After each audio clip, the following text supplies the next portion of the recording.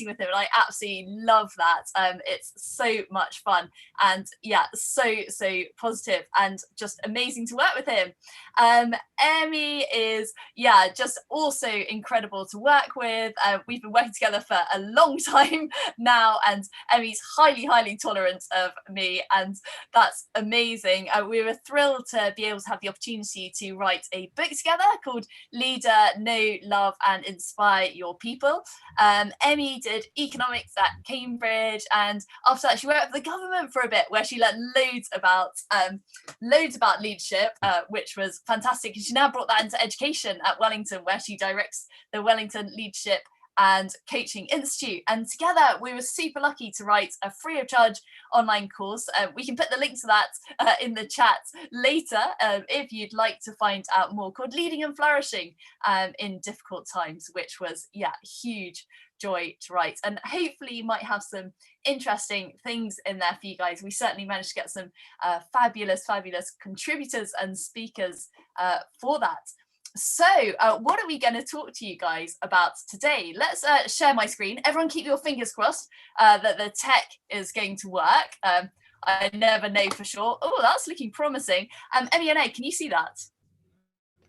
And Katie, but I thought I might say a little bit about you first, if that was okay. Because I was trying to avoid that.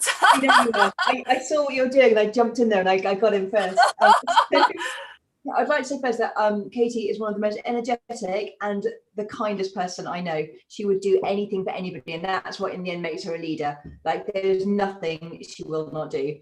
She's there with my favourite chocolate bar if I'm feeling sad. She's there delivering flowers when I don't deserve them, just to be kind. She's unbelievable. And the other thing I love about her is she's so passionate about other people flourishing. It's always about other people.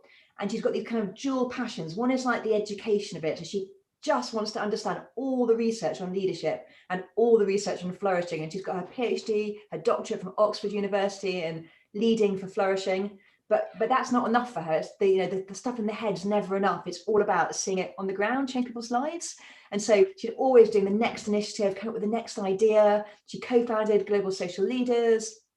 She delivered leadership training in sport, for England Rugby, for 10 Downing Street, the government in the UK, like all over the world. And she's always trying to do the next thing to help everybody else be the leaders they can be, and then have that ripple effect of flourishing into the world. So go, Katy, you can start now. Thank you so much, Emmy. That is so kind. And yeah, Emmy and Ed are two of the kindest people and most generous people I've ever had the privilege of knowing. And yeah, it's always the greatest joy when we get together, most of the time on Zoom, unsurprisingly, given the current situation. But thank you so much. Not remotely embarrassed. Let's share the screen and start the presentation. Brilliant. Right. Slideshow. Let's get it going. Here we go. Amazing. Well, so we are absolutely thrilled and really honoured and privileged, especially just hearing Cherry talk, because I'm slightly questioning what I need to talk to you guys about. But we're definitely going to have time for your comments and questions and answers about how to grow as a leader. So why now is the first thing that we're going to ask. We're going to think about, does it really matter? Do we need leaders in the world? Do we need different leaders in the world at the moment? And then we're going to think about how we can do this and what is happening already. So why now? As we all know, there are still certain leaders in the world who are being promoted, to really powerful positions. And they're leading in a way that isn't necessarily as effective as it could be. It's not as loving as it could be. It's not as inclusive as it could be. And often there's the use of fear and the attempt to control people and to have power over people. And this is just not what we need in the world at the moment. And we're going to talk to you about what we think we do need. And I'm sure, knowing all the young global social leaders that I do, you will agree with us. Heartbreakingly, we are really approaching a number of tipping points at the moment. If we cross those environmental tipping points, we are going to get runaway climate change, and there's going to be irreversible climate damage. You all know that, we know that. So what are we going to do about it as global social leaders? What are we going to do? As Cherry put so importantly, by 2050, scientists think there's going to be more plastic in the ocean than fish. This really matters. We really care about this. We really need to work together to change things. And heartbreakingly, and we've got Professor Alex Betts talking about refugees later because we think it's such an important topic. 1 in 100 people last year were forcibly displaced from their homes. That's more than the population of Britain. And it breaks my heart, and it makes me so determined to try and change the world, as I'm sure you do too. Peacefulness declined for the 4th year running. Let's work out how we can live together. Let's work out how we can be together. Let's spread peace. Let's spread love, and let's not be afraid of that word. But what is so encouraging, and towards the end of this talk, I'll give you some examples of why I'm so encouraged, is that you guys are global change makers. You are making an impact. You are making a difference. Cherry is just such a beautiful example of that. And I was so happy to see her do her thing earlier and to share with all of you. But actually, we know that there are thousands and thousands of young people out there like Cherry doing extraordinary things and changing the world. You guys can do it, and you are doing it. And we're so excited about that. And we really believe everyone can lead. You absolutely don't need A stars to lead. You don't need to be top of your class. You don't need to be the captain of any sports teams. And you certainly don't need a doctorate from Oxford, although it's good fun. But you just don't need any of these things to lead. And we're going to explain why that is. And we know for sure, and you know for sure, leaders can improve lives. So Ed, over to you. Well, thanks, Katy, so much, and Emmy as well. And having met Katy and Emmy already, everyone, I guess you'll know, for me, this is a real privilege to be talking together with them and to you.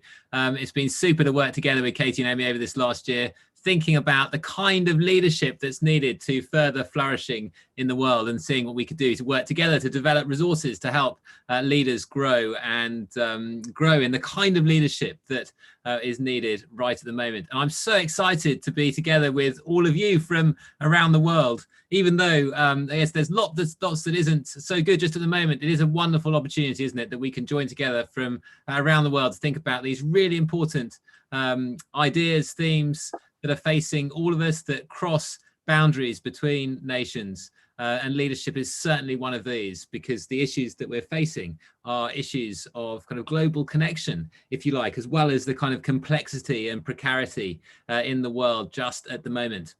You'll have seen already that we're talking about how to grow as a leader. So the premise we're starting with is the slide Katy just showed. Everyone can lead, and leaders can improve lives. I love this quote from Professor Marla Frederick. She's a professor at Emory University, and she was at Harvard before that. She spoke at a conference I was privileged to be involved in just before the COVID pandemic, back a couple of years ago now. And the conference was on the arts of leading, thinking about what the arts and humanities could contribute to our understanding of leadership. And Marla, in her talk, said this: leadership is about who gets the work done, advances the cause, creates a vision for future generations. It's so easy to spend time thinking, am I a leader? Rather thinking perhaps more about, well, what could I do to help? What could I do to make change? What could I do to grow as a leader? Maybe a more fruitful way to think. Certainly, if we can embrace this idea that leadership is less about command and control, less about owning a position, and more about doing whatever we can from whatever opportunities we've been given to serve those around us and further flourishing, I think we'll start to inhabit this kind of ideal of leadership that Marla talks about, which is incredibly powerful and impactful in our world. Katy, can we go to the next slide? I think this slide hopefully encapsulates something of a mindset shift when it comes towards leadership that's at the heart of our work here in Oxford at the Oxford Character Project. We've been working away since 2014, doing research into what makes for good leadership and developing programs for students here and for others in different parts of the world, and with a big project and program of industry research as well. But fundamentally, we've been thinking about not just what makes for effective leadership, but what makes for good leadership, and how can we grow as wise thinkers and good leaders. And if you can think about it from this simple diagram, there's a way of understanding leadership which is more like a closed fist. Here, leadership's about grasping power. It's about command and control. It's about kind of asserting who we are and who we want to be individually, and about owning that in the world. It's really about ourselves. And on this model of leadership, I guess ego is at the heart. Well, we've been exploring actually the problems of that kind of leadership, and we've seen those around the world in recent years. Katy talked about that just at the outset. Try to imagine things differently though. If leadership was less about grasping power for the self, less command and control, and more about giving opportunity, receiving responsibility and giving opportunity. Less about the hand that's closed as a fist that grasps power, more about an open hand as a kind of image of what leadership could be. Supporting others, holding out connection and friendship, and empowering and supporting others to do good in the world. And there's a mindset shift around leadership, which I think if we can take on board for ourselves, can make a massive change in terms of how we could see the effect, the positive effect we could have individually on others around us, and the way we can connect with others for that kind of impact as well. The closed fist is impossible to connect with, but the open hand, very easy. And perhaps we can think together about what that change might be as we go through this time. Katy, maybe the next slide, please.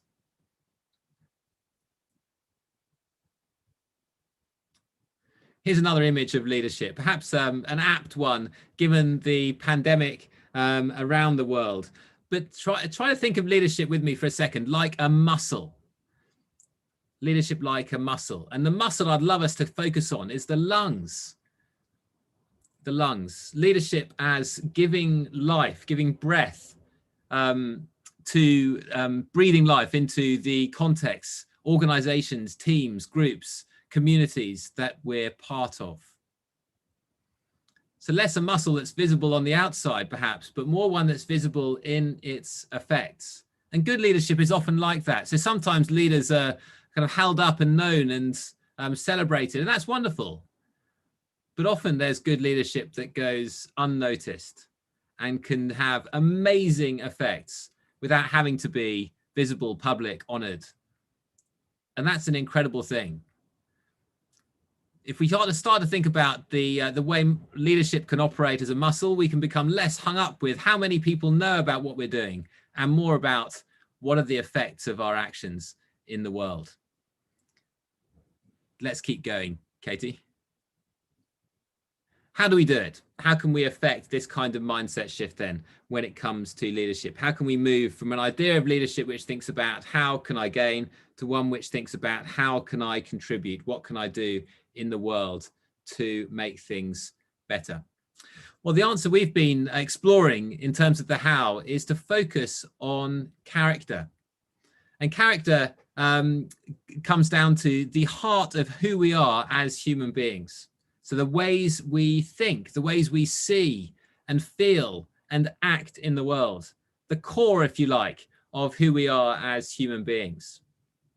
Now, of course, leaders need to be able to do certain kinds of things. There are all kinds of important leadership skills that you'll know about around motivating others, around keeping track of tasks and helping things to get done, around communicating really wisely and well, about the use of technology, of course, in the age in which we live as well.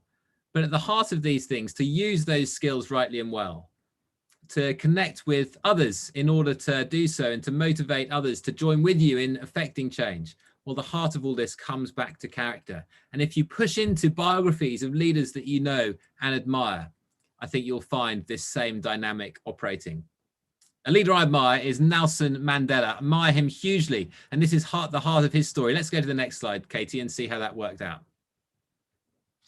If you, I don't know if anyone's joining in from South Africa at the moment, I had the amazing privilege of living in Cape Town for 3 years between 2004 and 2007, and of visiting Robben Island where Mandela was imprisoned. If you go there, you can still go to the small cell in that prison where Mandela was locked up. And you can see something of the way in which he filled his time, as you see the mat on the floor where he slept and the small desk next to it where he worked. And he worked avidly, reading and reflecting.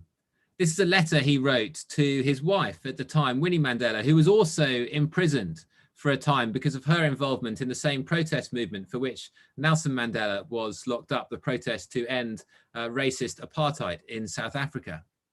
And he wrote to his wife explaining and encouraging her to make the most of the opportunity. And the opportunity at the heart was an opportunity to grow personally, to grow in character through personal reflection. So he said the cell, this time alone, is an ideal place to learn to know yourself, to search realistically and regularly the process of your own mind and feelings. And he says, in judging our progress as individuals, we tend to concentrate on external factors, social position, influence, popularity, wealth, standard of education. And so easily those become the things that we look to in leadership. What's the position that a person holds? What are the letters before or after their name? What's their influence? What's their popularity on a ranking? What's their wealth? How much are they paid? But he says internal factors actually may be more crucial in assessing one's development as a human being. And he lists some of these qualities, which are qualities of character fundamental to Nelson Mandela and fundamental to leadership: honesty, to deal rightly with the truth, sincerity, to say what you mean and mean what you say and follow through on it, simplicity and straightforwardness, humility, to recognize what your contribution is and where your contribution stops, and so others can play their part as well, what your knowledge is and where your knowledge ends. Generosity, and there's some amazing research on the power of generosity in leadership by an amazing American academic called Adam Grant, who's shown how generous leadership is so much more powerful than a kind of leadership which refuses to give and serve others and instead uses others to serve ourselves. Generosity, absence of vanity. If we're caught up on ourselves, how can we do good for others? And readiness to serve, which is at the heart of what good leadership is about. And he says development in matters of this nature is inconceivable without serious introspection, knowing yourself, your weaknesses and mistakes. So how can you grow as a leader? Of course, gain skills, but at the heart of it, following out the path of the great leaders that have gone before, the path of Mandela and others, as you explore their biographies. The work that we've been doing here at the Oxford Character Project focuses on these qualities. How do you grow in these? How do you grow in honesty, sincerity, simplicity, humility, courage, hope, and so many more qualities that are important for leaders today to love others, to serve others, to inspire others to flourish in the world? And that's the commitment to personal reflection, to personal growth. That's at the heart of the story. Thanks, Katy. On to the next one. What does this mean in practice? I think, Katy, Emmy, that's back to you. Thank you so much, Ed. Ed, I just love those incredible metaphors that you shared with us. I love that picture of the hand. Is it a fist? You know, we're clinging on to power, or is it a hand where we're kind of empowering others? And Katy, do you think we could turn the PowerPoint off for a second and we could just be the three of us again? That would be awesome. And I also love the picture of the lungs, and for each of us to think about what are the teams, the families, the communities where you, by being a leader, can breathe life, can breathe energy, can exercise that muscle of leadership, even if, as you say, Ed, it's completely unseen. And at the Oxford Character Project, Ed and his team have done some brilliant work, and they've worked with the Jubilee Centre as well to say, actually, what are the kind of strategies, what are the ways in which we can put this into practice and grow?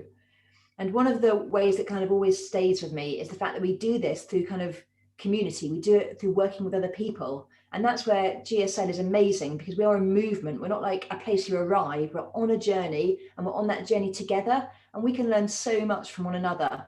So when Ed and Katy said to me, oh, you get to do the bit about kind of what does it look like in practice? I was like, yes, because I don't have to do this bit on my own. I don't have to tell you the answers. We can work together and say, what does this look like in practice? So I would love to open up the chat and for you guys to be able to put in there, what do you think this actually looks like on the ground for you as young people, for you as educators, in your families, your schools, your communities? What does this look like to be not fist closed, but open-handed, to be using those lungs to breathe life? Let's see if kind of as a group on this journey together, we can hear each other's voices, if we can honor what each other are doing and learn from each other, because I don't have all the answers. I imagine no one of you does, but maybe together we do. So if you can share a good idea, then we can copy it and learn from it, and we can all learn from each other on this incredible journey. So if wonderful GSL people could open the chat up, that would be fantastic. And if you could put some ideas in the chat, either things that you have done, or if you've seen lovely leadership from other people, let's celebrate that. Let's copy that. Let's learn from that. It could be your mum, your sister, your brother, anybody at all. And while you're starting to put that in, far away, guys, I'm just going to tell you, because I was thinking about it, about people I've watched, particularly students around my school, and what things they've done where I've been like, wow, that is leadership in practice.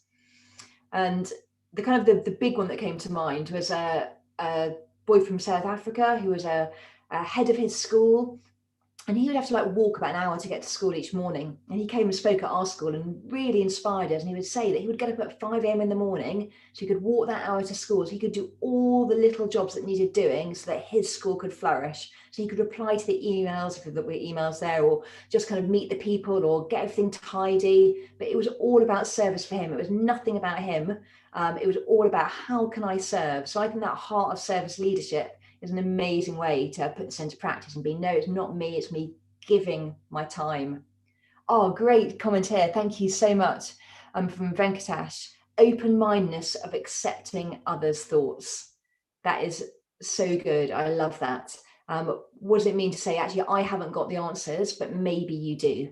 And when you do that, people come up with amazing things that you couldn't have come up with yourself, which I think is brilliant. I was also talking to someone in our school the other day, and he said that as a family, they sit around the dinner table every weekend and they say what they're grateful for. And I was like, wow, that is good leadership, because that is about kind of appreciating the world and one another and celebrating it. And I'm totally going to steal that idea now and do it in my own family. And we're going to do like gratitude around the dinner table. Another one here, global team leaders directed the rest of the team, decided which direction the projects would go in. Fantastic. So that's about setting that vision, isn't it? You know, we all want to be part of something bigger than ourselves, something which has a real sense of meaning and purpose. And if as a leader, you can co-create that vision and then let people be part of it, that has a huge impact. I love the quote that we're kind of purpose maximizers, not profit maximizers. We're not about maximizing profit as humans, we're about maximizing purpose.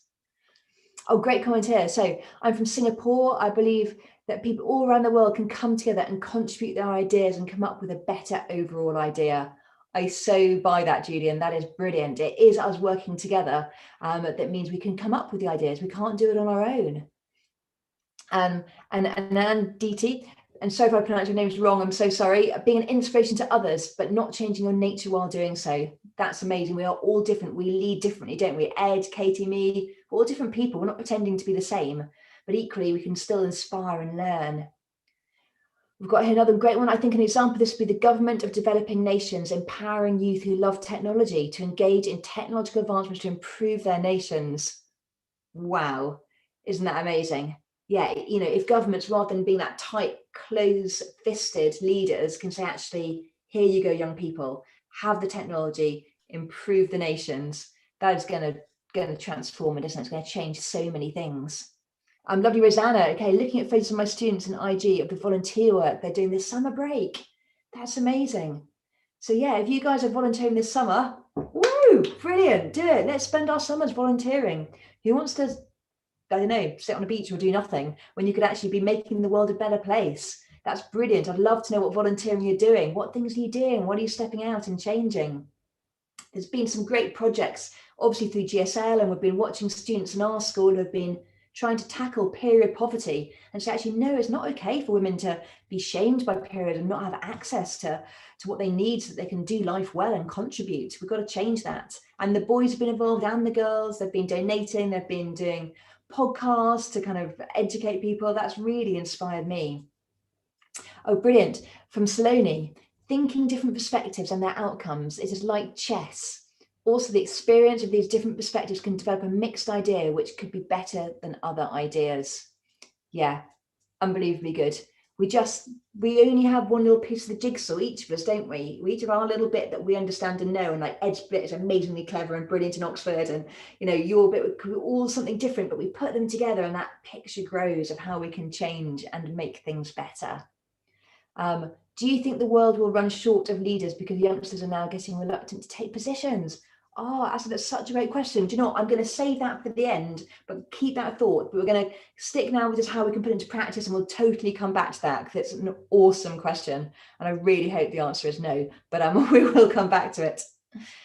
All of us looking at our personal purposes, then look at the similarities of our purpose to create one beautiful one. Oh no. Do you know what? We were running a course, Katy and I, with some teachers just the last 2 days, and someone talked about how important vision was. And straight away, Katy came back and was like, you're totally right, but how much more powerful if you co-create it? If it's not you as leader going, here's my vision, let's do it. But you saying, together, what is our vision? What are our individual purposes? How does that build into one vision that together we can accomplish? That is just gold dust, Nora. I promise if you do that, people will go with you anywhere. They'll give their blood, sweat and tears to make that vision happen. And we hope that's what we're doing in GSL.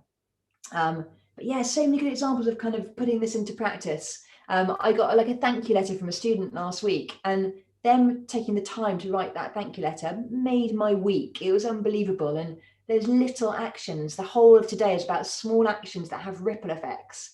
But that letter made me think what I do matters. And therefore I want to give more time to it. I want to bring my best to my role because it changes people. And so they said, thank you, they expressed gratitude, it made me a better teacher, and maybe I'll then have an impact on somebody else, and that's going to ripple out through their day.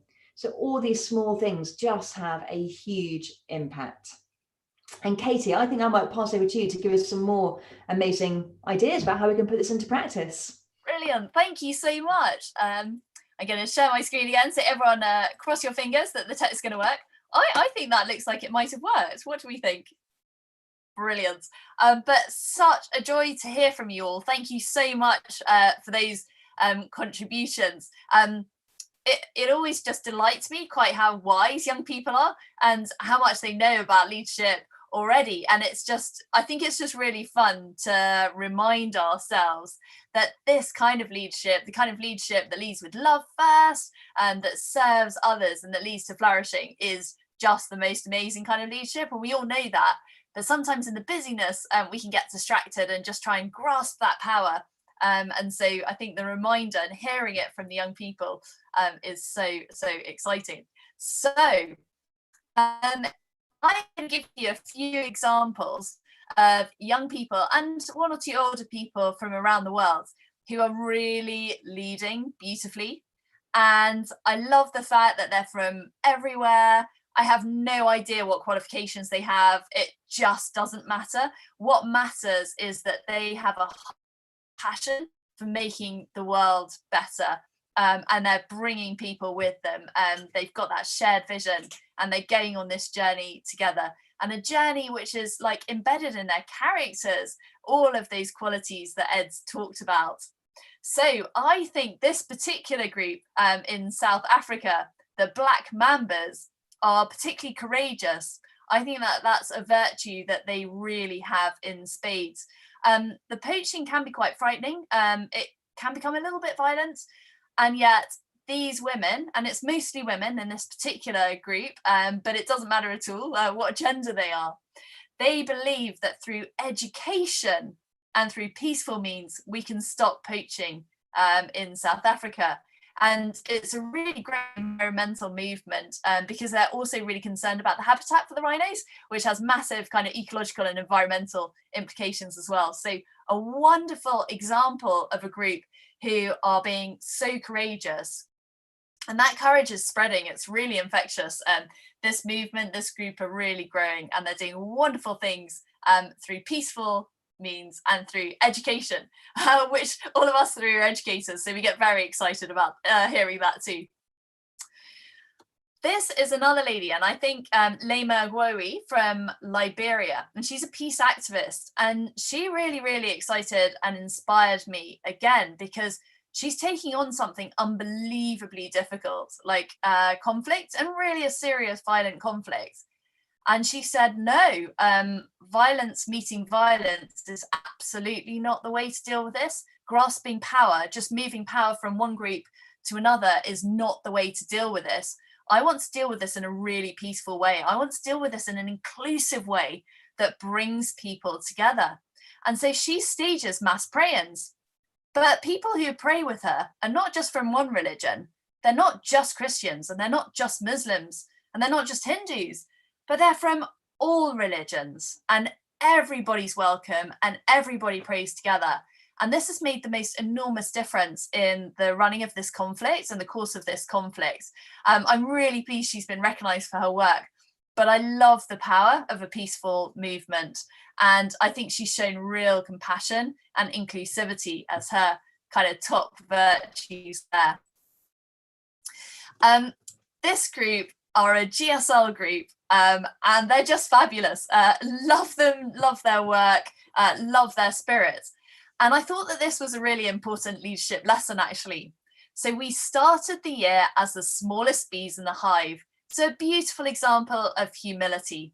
But their humility didn't stop them, because just because we were the smallest bees from the hive, it didn't mean we had small ideas. No, they had a lot of amazing ideas. They say our minds were bursting at the seams with ideas, but we were too afraid to share them. But when we found the creative spirit to be free, our ideas came flooding like a tsunami. And what was it that gave them that creative spirit? It was them believing in each other. It was other people believing them and in them and supporting them. So anytime we say to someone, yes, I love your idea, I believe in you, I believe that your idea will work, I believe that this is going to fly, you give them permission to go for it. And this was amazing. I love this image of our ideas came flooding like a tsunami. And their project focused on bees was just brilliant and made, again, a big, big difference in their local ecosystems. And actually their work spread well beyond that as well. This is an extraordinary example of the virtue forgiveness, I believe. And this is a wonderful GSL group of teenage girls in Rwanda. And what you can see on the left-hand side is a group of veterans. And they were involved in conflict in Rwanda. And we all know that it was a very, very difficult conflict.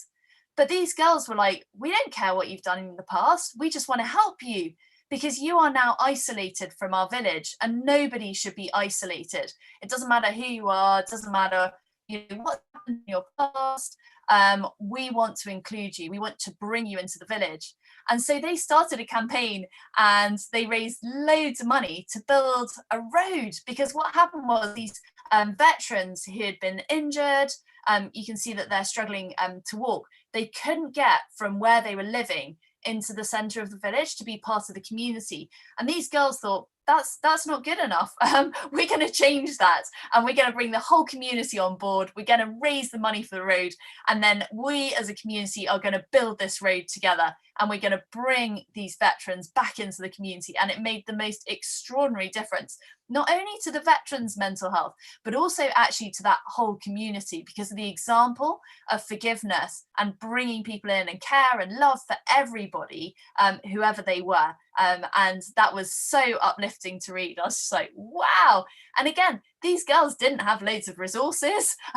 They didn't have any particular skills and leadership beforehand. They just really had a big, big heart for making things better. This group in Jakarta, again, deeply moved by lack of nutrition in their local areas. So they did a wonderful kind of cooking campaign. And again, it's this idea of really deeply caring about your community. So they brought everybody together. They shared what they had, and they raised money, they did dinners. And so they brought this beautiful kind of collaboration and community, and developed some really deep friendships. And friendship is huge in leadership. There's a beautiful metaphor, which I love. It's the idea that coals on their own will just burn out and die. But actually, if you've got a number of coals, you don't need to keep stoking that fire. They will keep each other warm and they will maintain that warmth. And I think this was just such a brilliant idea of looking after each other within a community. We love the group from Sri Lanka's work on the clean water, and I'm really, really excited that Jansa, one of our great friends from Global Social Leaders, is actually here, and hopefully he's here with some of the students. And this was such a good example again of courage, because these young students were like, it's not good enough that our water is not clean. It's not good enough. We are going to do something about this. And they put all their energy, and they were very resilient, and they were determined, and they worked brilliantly together to clean up the drinking water and to make a real change in their community, asking for change, demanding change in the nicest possible way, and making a real difference where they were. And this one, again, girls passionate about education in Malawi, and just making sure that everyone has access to education, everyone has enough access to education, because education makes such a difference in everyone's life. So that virtue of care was shining really strongly in this project. STEM for growth. Again, it's this idea of using technology for good. And so these girls making sure that other girls, other young people have got access to science, technology, engineering, and maths. And what was their role in it? How could they come together and uplift others and educate others together and learn about this important development area, so everyone has a great opportunity to succeed? This one, these guys were awesome from Japan. They actually created a computer game, which was extraordinary, to try and improve gender equality. I love it. Absolutely brilliant computer game. So much initiative. And as you can see, they had an absolutely brilliant time doing it, grew so much as a team, made amazing friendships, and so innovative and creative. Just love it. So I've got a question for all of you, and Emmy, I'd love it if you would host this question again. From your experience of leadership and life, what one lesson would you want to share with the group? We've got a beautiful global audience here, so let's share our experiences. Let's share our leadership and life lessons with the group. Thank you so much, Katy. I loved hearing those stories. I just always feel completely blown away. I just want to say hello as well to Chris from Kenya, who's at the Kakuma refugee camp. Chris, unbelievable that you could log on and join us. That is just absolutely wonderful to have you here. We'd love to hear from you. So yeah, guys, put things in the chat. We want to know. Tell us that question again, Katy. So from your experience of leadership and life, what one lesson would you want to share with this group? Brilliant. Your experience of leadership and life, what one lesson would you like to share? And that question is so good, Katy, because it comes back to like what Saloni was saying about all of us around the world with slightly different perspectives, but by sharing these leadership lessons, we create this tapestry, this jigsaw, this bigger picture of understanding. Brilliant. So Julie said to be open to all ideas and non-judgmental of others' opinions. Thank you so much, Julie. Yeah, that's brilliant. And as we read these out, that's what we're all doing in our heart, I think, aren't we? We're going to be open. We're open to what all of you are saying. None of us are judging each other. And hopefully that gives you courage to put your ideas down. So Nora's saying some are only able to guide, while true leaders are capable to inspire. Wow. Yeah, great life lesson there. So yes, you can kind of guide people, but even better if you can inspire them. They're not just looking straight at the path, you're leading them on, but they can see the stars and the bigger picture of this journey that you're on. That's brilliant. Amazing. From our Lula Waimika, leadership is about the power of your example, not the example of power. What a great quote. If you made that up, that is unbelievable, those words. Your example, yeah, the power of your example, not the example of power. Wow. And yeah, if we're not living it out, no one is going to follow us or do what we say if we're not kind of modeling what we want them to do. That is brilliant. Niharika, the talk just happened was truly inspiring. Thank you so much, Niharika. And that's really kind. You're leader of Mission Water Defence, and the one lesson you've learned is that you cannot always be right and that leaders do deserve a break. They really do. Oh, just take a breath now and just accept that we are not all right. We're going to fail. Even if we are the kindest person in the world, we'll get something wrong and hurt someone by mistake. And to be able to live with that and forgive ourselves and allow breaks is so true. And there's a book that we love called The Joy of Leadership that says that kind of flourishing and leadership are kind of just, you can't separate them, because you need to flourish yourself if you're going to lead. And your role is to help those you lead to flourish. They're all kind of intertwined. Brilliant. Adepeju, try to bring the best out of the group you're working with. So good. Definitely. We are all so passionate about that, because if you help them to be the best, then altogether you're going to be the best. And there's some great research out there that Katy and I might touch on tomorrow in our talk, that Google did, called Project Aristotle, that was saying actually the performance of a team is all about those interrelationships. It's not about having the cleverest people on your team. It's about how they relate, connect, understand each other, and bring the best out of each other. That's how these teams succeed. Asad, give respect and get respect. Hear them out, and most importantly, let them work out their own intuition. There is so much wisdom. Ed was talking about creating wise leaders. You are all on this journey already. You really are. And that kind of mutual respect is so powerful and something we all have to work on. We have to treat people as humans with incredible dignity and inherent worth. If we treat them as not as good as us, it just destroys all relationships. That's just amazing.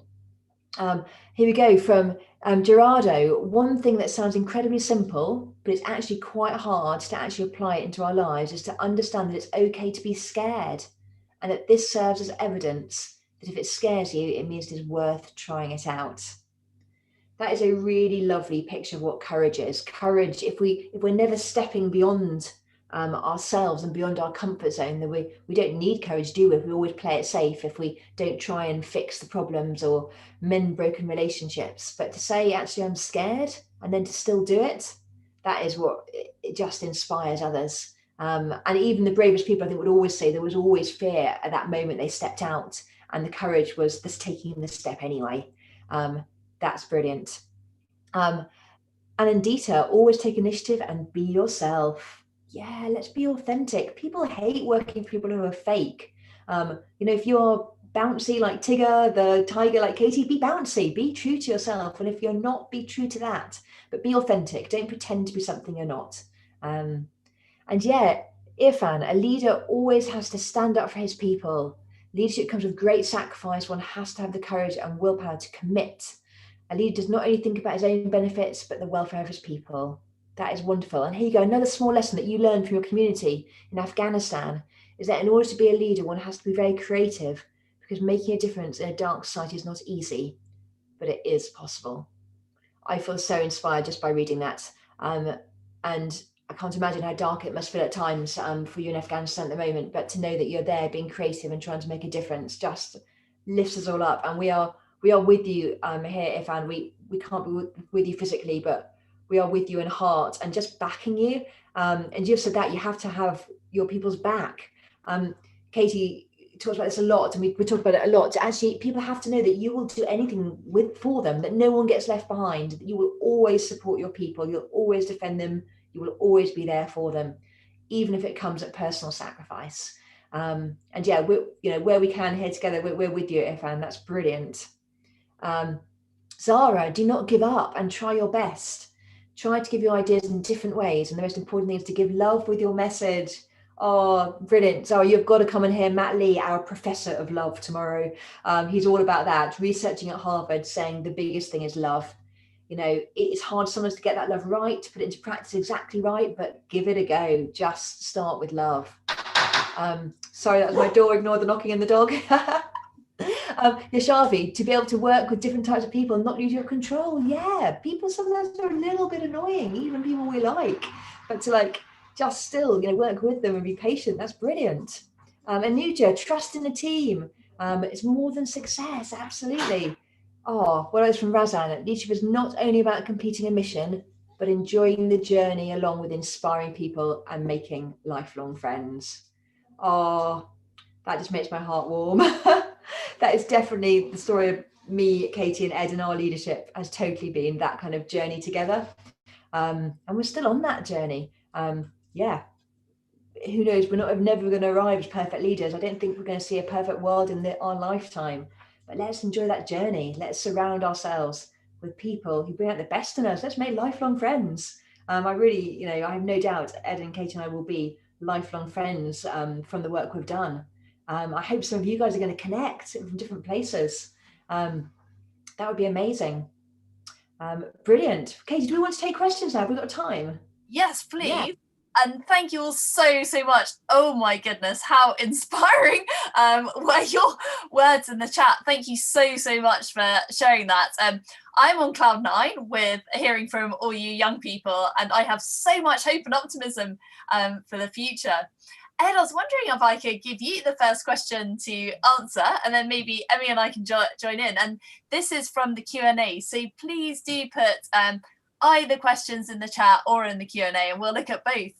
And so this question is there a way to practice being a good leader in everyday life, Ed? And you are truly the expert in this, so yeah, we'd love to hear from you.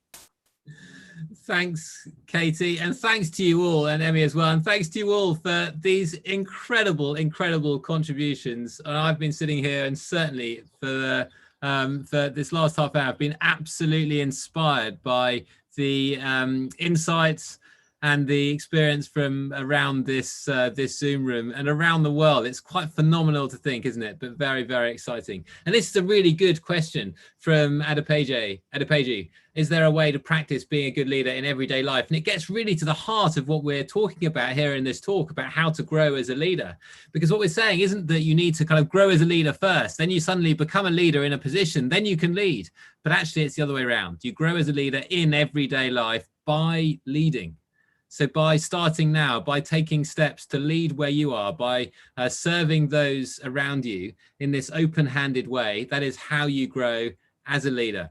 This kind of wisdom goes back thousands of years. You could think of it from Aristotle, who talked about the way in which we grow being through practice. So he talked about how you might grow as a builder, and he said it's through building. How do you grow as a musician? Well, it's through playing music. How do you grow in character? Well, it's through being a person of good character. You grow in courage by acting courageously. You grow as a leader by leading well. So yes, absolutely, this is all about being a good leader in everyday life. And I think one tip by way of thinking about how you might go about that in your context is to think about, well, rather than what can I do to lead here, which is sometimes a more confusing question, think about how can I serve those around me? How can I serve those around me? And as you serve those around you, you will be enacting leadership. And maybe you'll experience the joy of that as well. But start with that question. How can you serve those around you right where you are right now? And that could be in your family, in your class at school, in your community in some way. But that's the leadership question, I think, that gets us going in a positive direction and taking action in everyday life to grow as a leader. Thank you so much, Ed. Emmy, do you want to add to that? Well, I was going to say actually that there was a question right at the beginning that we missed, didn't we? Because it was in the middle of the lovely chat, and I can't scroll back far enough to find it. But I think it was. I've got it here actually. Do you want me to read it out? Yeah, it's from Assad, and he said, "Do you think that the world will face a shortage of leaders soon, as now youngsters are reluctant to take control?" Yeah, I have to say, as a teacher, I actually see lots of people who are really excited about making a difference still, which I think really encourages me. I think you're right that people are a little bit scared about maybe politics and maybe organizations, maybe a little bit distrustful of, big multinational corporations and things like that. But I actually see a lot of young people who are still utterly passionate about making a difference for good, maybe searching out how to do that.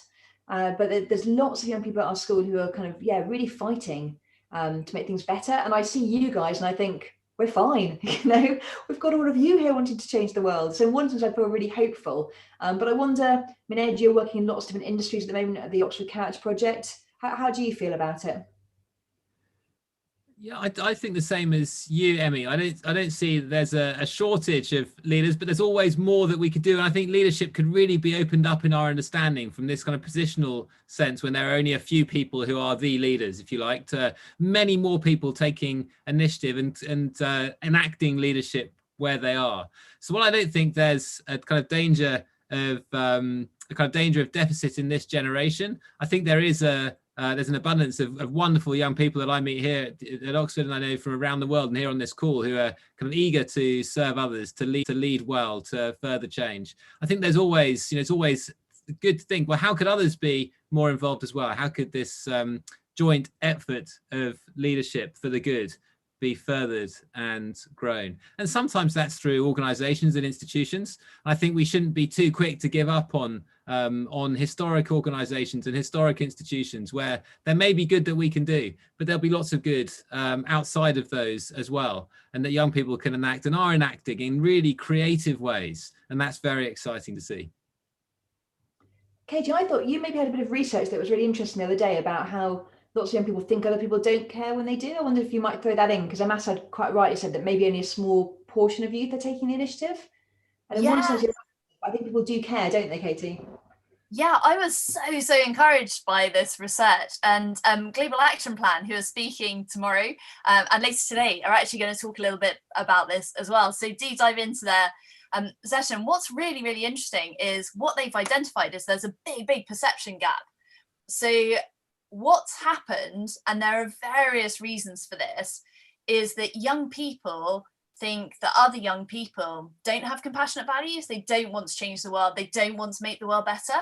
And so they think about, I suppose, say if we take the 16 to 18 age group, they think about 55% of young people don't care and don't have these compassionate universal values, where they desperately are hoping for peace and justice and, equality and diversity and all these really, really great things. But the reality is something that is over 90% of young people would absolutely prioritize these compassionate values. They would absolutely prioritize making the world better, making the world fairer, making the world more sustainable. They absolutely would. And yet there's this perception gap. And you've probably experienced, Asad, and so many of you, it's really demotivating if you think you're the only one who cares. But actually, research tells us that that isn't the case. And so it's our job as educators and your job as young people to make sure that you're having these conversations, to make sure that you're really exposing the fact that young people really, really do care, almost more than ever. Your generation is extraordinary. The work we see in the projects that come through to us, they just blow our minds and, give us so much hope. And I suppose one of the key aims of GSL is actually to be able to shine a light on what is happening around the world. So go on the GSL website, have a look at the blogs and see what other young people are doing. Follow us on social media, create your own social media and share what you're doing and share what other young people are doing around the world, because I think there's a huge amount of reason for hope. But I think young people haven't had that communicated to each other or aren't getting the opportunity to actually act on those values. One of our friends, Matt Lee, who's the love professor, says that one of the most important things for young people is to know that their love matters in the world, to know that their love makes a difference in the world. And so it's just a question of creating those opportunities for yourselves and for your friends and taking the opportunities as they arise, because you really can make a difference. You as young people, you really are making a difference and you really are leaders, because all it takes to lead is to serve and make a difference in the world. So, yeah. Amazing. And there's another great question here, which is, how do you keep your team motivated despite conflicts and obstacles? Ed, do you want to take that one?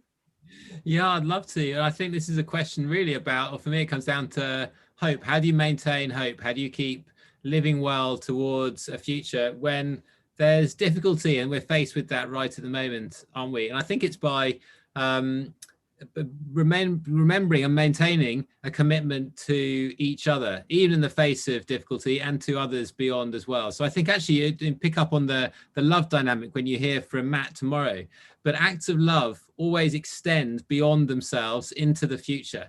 No act of love within a team kind of ends there. It always goes somewhere and goes beyond. And so I think there's a way of committing, continually committing to each other, continuing to commit to what you're doing will enable and keep you motivated and power you through challenges and beyond, even when it's tough. So I think that's the way to not give up, is don't give up on love, don't give up on loving each other, on loving others in the world, and you'll be able to persevere through difficulty in spite of all of the obstacles that you face. And there are inspiring examples even around this Zoom room of people who have done that, and it's incredible to hear.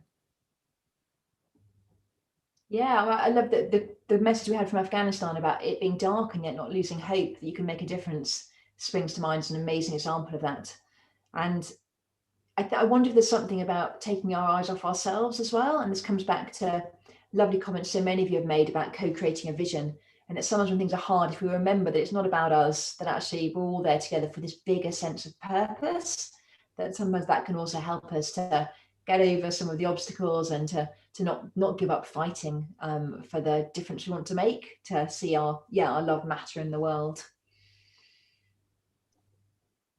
Amazing. That was such a brilliant question. Thank you so much. And the good thing is that you know that when you give love, it's actually really, really good for you. And so never worry about that. Never worry about giving power away. Never worry about being loving.